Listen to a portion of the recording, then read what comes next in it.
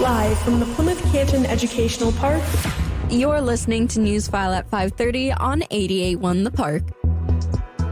I'm Akshaya Priya, and in tonight's news, Plymouth's Daddy-Daughter Dance is back, and the summit on the park's pool has a new look. Now, for the latest news that matters in your community.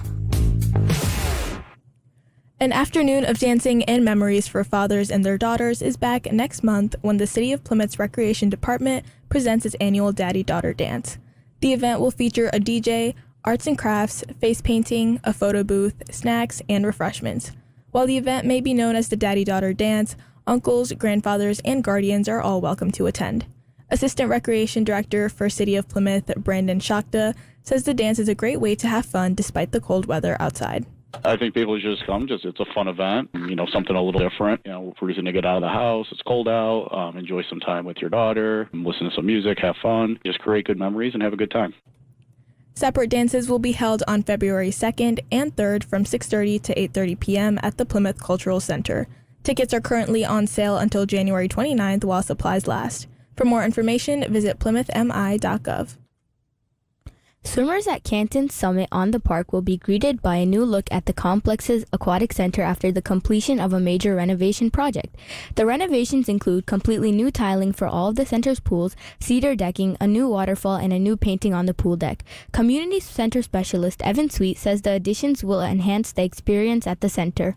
It's a very exciting indoor aquatic environment that showcase the project and allow people to see the depth and scope of what took place during the renovation, and was a great unveiling to showcase some of the new amenities and the new tile work and overall presentation of the new aquatic center. The Summit Aquatic Center is open to members from 6 a.m. to 9 p.m. The end of a local school board recall effort tops our look at world and national news tonight. The recall petition against P-CCS Board of Education members Sean Wilson, Patrick Kehoe, and Lauren Christensen will not make its way to voters after failing to gain enough signatures to place the measure on the ballot. According to reporting by Laura Colvin of HometownLife.com, organizers of the recall effort conceded they did not have the 50,100 signatures needed to trigger a vote. A surprise appearance by Hunter Biden caused chaos on Capitol Hill at his contempt of Congress hearing. After sitting for a few minutes, the president's son stormed out of the hearing just as GOP Representative Marjorie Taylor Greene of Georgia was about to speak. House Republicans have threatened to hold him in contempt of Congress for defying a subpoena to appear for a closed-door deposition. The judge in former President Trump's New York civil fraud trial won't allow him to deliver closing arguments tomorrow. Trump's lawyers were told by the judge that Trump did not respond to requests to agree to precondition. Trump is charged with defrauding banks by inflating his net worth on Trump Tower, Mar-a-Lago, and other properties by billions of dollars to get better interest rates on loans. Girl Scout cookies are on sale again. National Girl Scout cookie season got underway Tuesday, and the organization says this year's theme is Unbox the Future. Starting February 16th, customers will be able to get Girl Scout cookies shipped directly to their homes by entering their zip code into the Girl Scout Cookie Finder. For Newsfile at 5:30, I'm Akshaya Priya Sarvanan. Your look at campus news is next. Your place for Plymouth Canton Community Schools updates. It's campus news. In campus news, Plymouth Canton Community Schools, Canton Township, and Canton Chamber of Commerce are hosting It Starts With Me, an MLK Day celebration on Monday, January 15th at 6:30 p.m. at the Village Theater in Canton. The evening will reflect on his 6 principles of nonviolence and include student performances, a scholarship presentation, and a keynote address from Dr. Christian Greer. More information is at pccsk12.com. Canton Township's Youth Advisory Council wants input from students ages 11 to 18 who live in Canton or attend Plymouth Canton Community Schools.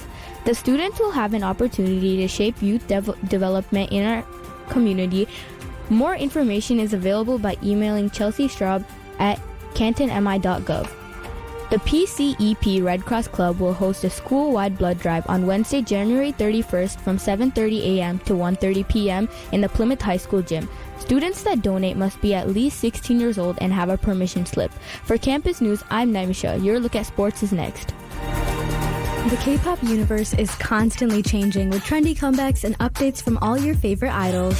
On 88.1 The Park's K-Poppin', you can hear the iconic throwbacks that paved the way for the newest songs from every genre. We're your hosts, Anuya, Avni, Akshaya Priya, and Chan, and we're here to keep you in the loop with K-Poppin', the gateway to the extraordinary world of K-pop. Whether you're a longtime fan or just starting your journey, we'll play the hits that have made the industry a worldwide sensation.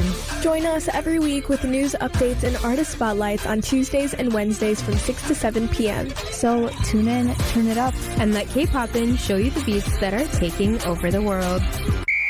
Football, baseball, basketball, hockey. It's time for Newsfile at 5:30 Sports.